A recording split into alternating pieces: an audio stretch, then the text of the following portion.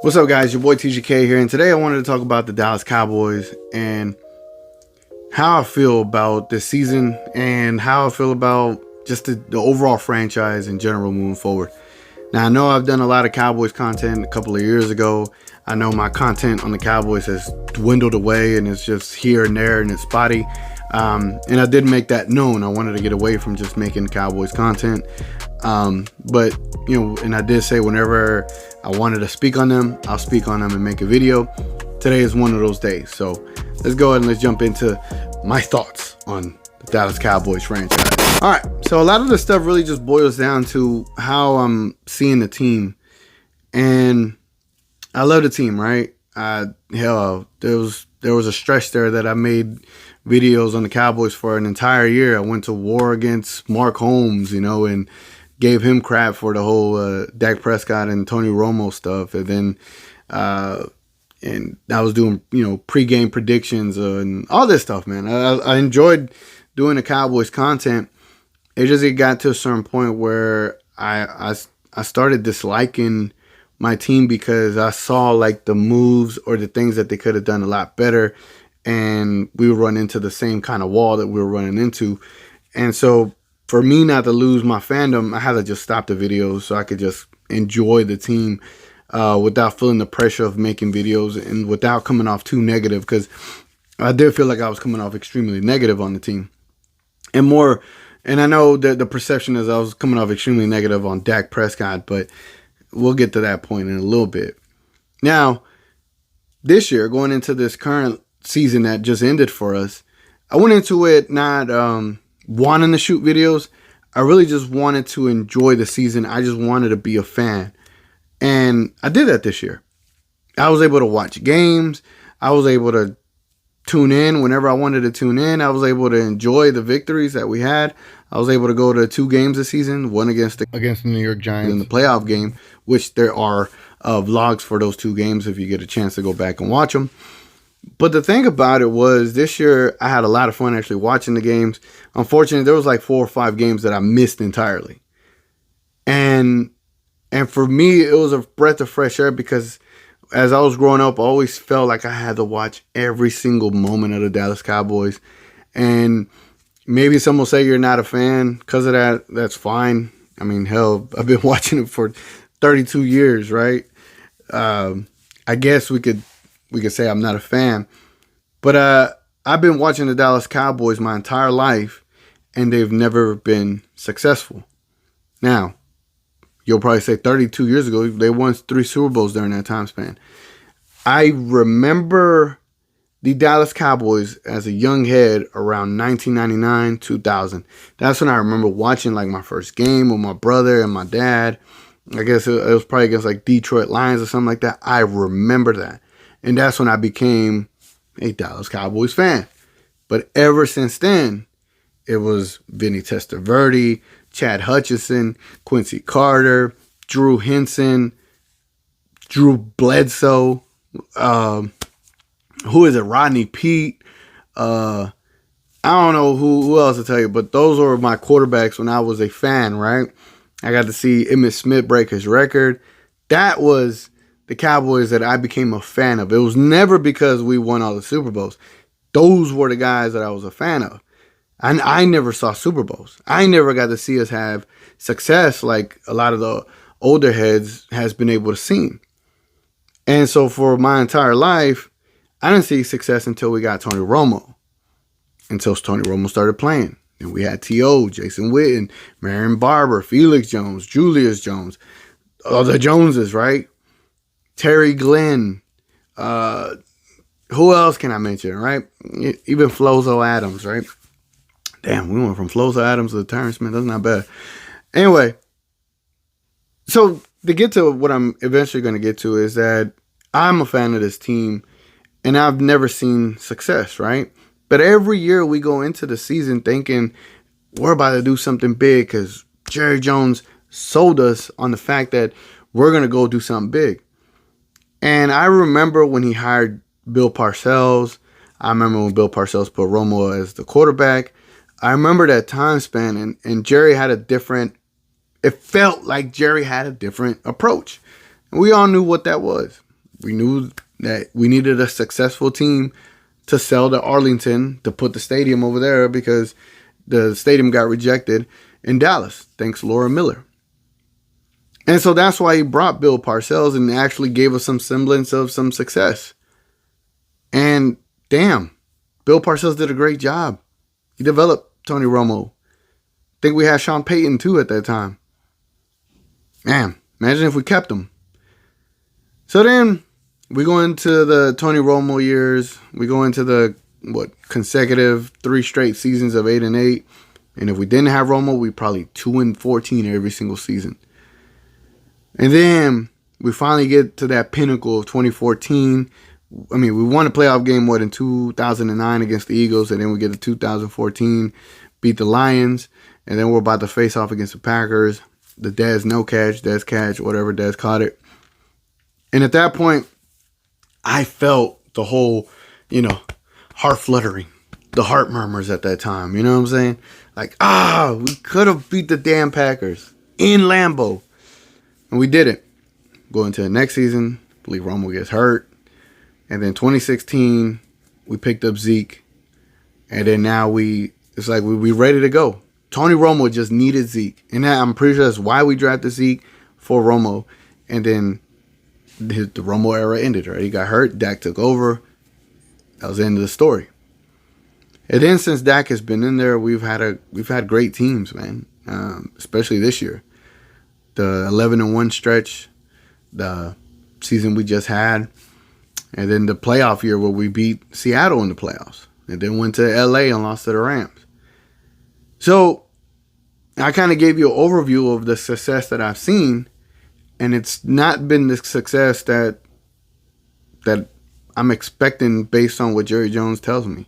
It's not the success that I'm expecting based on what Michael Irvin laments when he oversells me on the team. It's not the success I see whenever media is talking about how great this team is, or the overhype that 105.3 fan gives them. And it's not all the hosts, It's just, there's a lot of homerism going on with the Dallas Cowboys. I was at fault for it too. A lot of us are. A lot of us Cowboy fans are. A lot of us say, we'll get him next year. God damn, do we say that a lot. But to the whole root of this damn video is that we need to get away from that. We need to get away from, next year is the year. This blind loyalty that we have to this team is not good for us.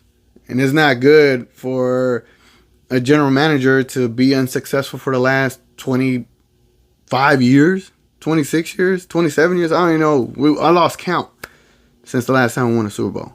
Since the last time we made an NFC championship game. Lost count, man. I haven't seen that. And I know everybody outside of Dallas is just Dallas Cowboy fans.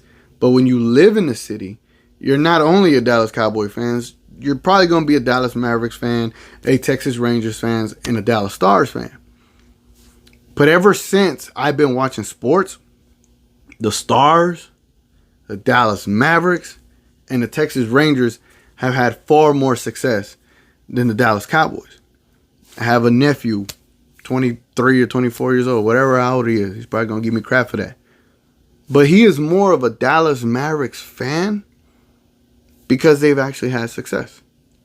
Because there's that built-in connection to the team when you go through battles in the playoffs. Loss in 2006, win in 2011. We have our legend in Dirk. Now we have a new star in Luka. The Texas Rangers, back-to-back World Series.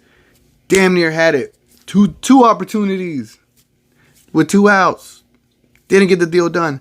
But damn, that gave us that euphoria, that connection with the team, right? And then the Dallas Stars won the Stanley Cup in 99 and then made it to the Stanley Cup during the COVID era. We're still in the COVID era, but they made the COVID Cup. And damn, I wish they won that, right? But we just got dominated. But what have the Dallas Cowboys done since all of that? We haven't done much. And yet, they get all the hype. They get all the coverage. They get all the headlines. They get all the attention that these other teams locally deserve to get. I tune in on 105.3 The Fan. Love the majority of these hosts, especially Alex Alexander. But the majority of the time is Dallas Cowboys talk. And then when the season ends, it's still Dallas Cowboys talk. And then when there's no football, it's still Dallas Cowboys talk. And seldomly do you get Dallas Mavericks talk. You get some Rangers talk. I'll give them that. They do talk about the Rangers a lot. But they don't ever talk about the Stars or the Mavericks as much. But it's like these other teams are far more successful, you know. And I do think that that local radio station, 105.3 The Fan, was straight up built off of the success of the Rangers. Because they had the Rangers early on when we were making those World Series runs. And then I'm pretty sure they flipped it into getting the Cowboys, and now they have both of them on the station. But that's neither here nor there. I was a 105.3 The fan from the very beginning back in 2009. Anyway. So what I'm just trying to get at is that us as Cowboy fans, we need to stop just blindly following what we think this team should be and start just accepting them for what they are. And what they are is a very mediocre, averagely ran franchise. I don't even know if that's a word. But they're a very mediocre franchise. You got teams like the Bills going to war against Pat Mahomes, almost making it to the AFC Championship. You got the Bengals making it to the AFC Championship. You got 49ers about to make their third Super Bowl since the last time they made it, if they beat the Rams. You got the Rams about to make another Super Bowl. You got the Buccaneers win a Super Bowl. It's crazy. It's crazy to know that our Dallas Cowboys have not had more success than the Jacksonville Jaguars in my time span. I've seen the Jacksonville Jaguars in the AFC Championship game. I think I've seen the Jets in the AFC Championship game. But I haven't seen my Cowboys in the NFC Championship game. I hope I said AFC on the other two teams. So what I'm trying to say is, for people in my age range, 32, hell, probably 33 and 34 and everybody below, we love the team, right? I would love to see the Cowboys on a Super Bowl Sunday. Or even on the NFC Championship Sunday, but when? When is that going to happen? So what I'm literally trying to get at is that we just need to lower our expectations. I know I am. And I think missing 5 of the games this year helped me a lot.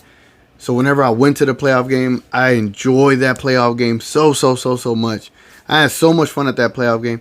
Even in a loss, I left the building not mad because I expected it. I expected it.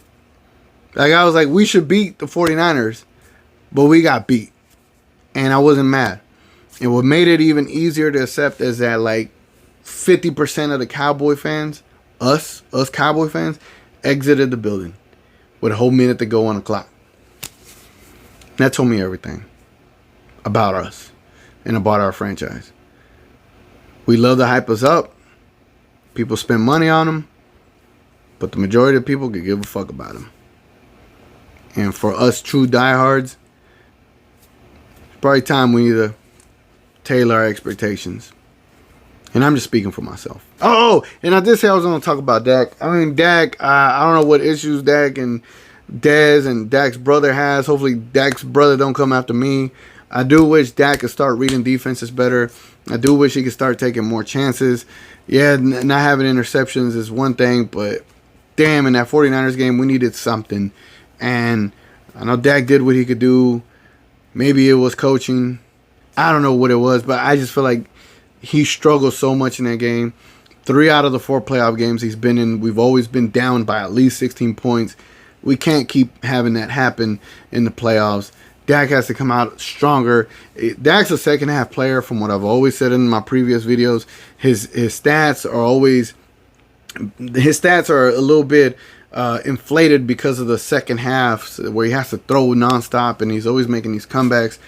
I need to see Dak from the get-go of the game put his foot down and put his put his foot on the team's throat and do what he does in the second half and the first half moving forward. And people gonna kill me for that comment, but I love Dak to death, man. There's a lot about him that you could love as a quarterback, as a leader, intangibles, even from the whole story with his mom passing from cancer. My mom passed from cancer, so I connected that. And then to see him have his ankle shattered, like, I connected that too, because that happened to me as well. So I relate to him on a empathetic and a sympathetic perspective, but I can't relate to him being a $42 million quarterback, not playing as good as the other $42 million quarterbacks and losing to a $24 million quarterback. That I can't relate to, but that's where my expectations are higher for him. So, I don't know. Love Dak to death. I just wish he could read defenses better, and that's what he definitely needs to focus on this offseason. Anyways, that was it, guys. Hope you enjoyed that. Let me know your comments and thoughts and everything below. You know I respond to everybody. And shout out to Mark Holmes. Shout out to every single Cowboy YouTuber. Y'all are crazy. Y'all do this every day, especially Mark Holmes. He does this every single day. Can't give that man enough credit. 3, 4, 5 uploads a day. That is a different level of dedication to the team that I've ever seen. And that's a super fan right there. And I think I'm a super fan. That's a super fan. So shout out to that man for all the stuff that he does on YouTube. And on top of that, the Cowboys have created so many careers. They've given Skip Bayless a career. They've given the Stephen A. Smiths a career. They've given radio hosts a career. They've assisted in Mark Holmes having a YouTube presence, you know, like, and they have allowed me to make videos on them too. The Cowboys have a massive presence on the world, and they need to show it on the field. That's all I'm trying to say. Anyway, now I'm done. Catch you on the next one.